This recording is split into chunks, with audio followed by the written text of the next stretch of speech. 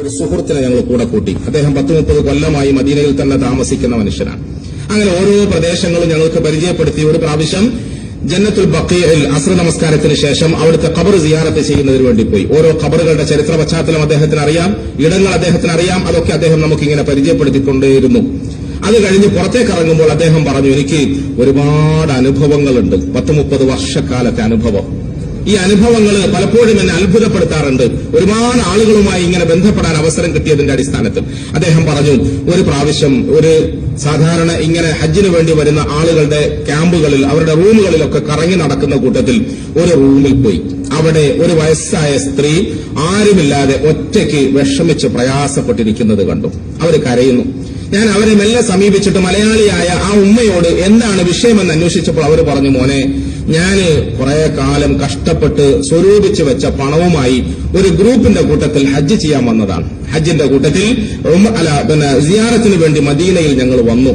ഇവിടെ ഞാൻ വന്ന് താമസിക്കുമ്പോൾ എന്റെ ഗ്രൂപ്പുകാരായ അതിന്റെ ഉത്തരവാദപ്പെട്ട ആളുകൾ എനിക്ക് ആരോഗ്യമില്ലാത്തതുകൊണ്ട്, നടക്കാൻ കഴിയാത്തതുകൊണ്ട്, പള്ളിയുടെ തിക്കിലും തിരക്കിലും ഒന്നും പോകാൻ കഴിയില്ല എന്ന് പറഞ്ഞിട്ട് എന്നെ ഒറ്റയ്ക്ക് റൂമിലിരുത്തിയിട്ട് അവരൊക്കെ പോയി. ഞാൻ ഇതുവരെ റൗള കണ്ടില്ല, ഞാൻ ഇതുവരെ മദീനത്തെ പള്ളി കണ്ടില്ല. എത്ര കാലമായി ഞാൻ ദ്വാരക്കൊന്നു റൗള ഒന്ന് കാണാൻ. എനിക്കത് കാണാൻ ഇനിയും ഇവിടെ എത്തിയിട്ടും ഭാഗ്യമില്ലല്ലോ. അതാണ് ഞാൻ കരയുന്നത്. അവര് ത്യാഗം ചെയ്യാൻ തയ്യാറില്ല, അവരെ കൂട്ടിക്കൊണ്ടു പോകാൻ തയ്യാറില്ല.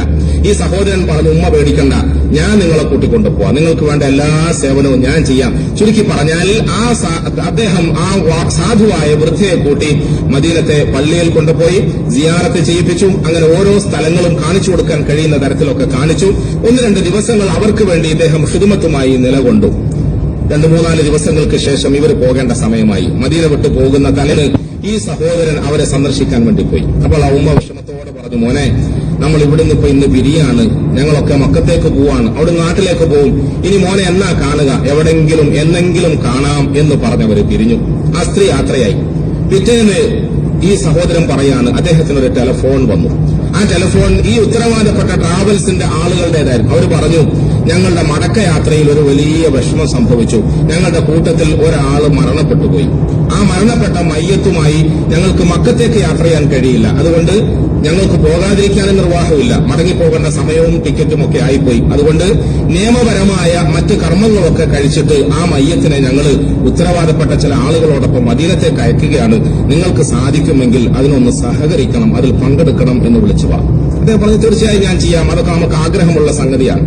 അങ്ങനെ ഈ മയ്യത്ത് വരുന്ന സമയം നോക്കി ഇദ്ദേഹം അത് സന്ദർശിക്കുന്നതിന് വേണ്ടി അവിടെ പോയി കാത്തുനിന്നു. ആ സഹോദരൻ പറയാ, ഞാൻ പോയിട്ട് ആ മയ്യത്തിന്റെ മുഖത്തുള്ള തുണി ഒന്ന് മാറ്റി നോക്കിയപ്പോൾ സ്തബ്ധനായിപ്പോയി, ഞെട്ടിപ്പോയി.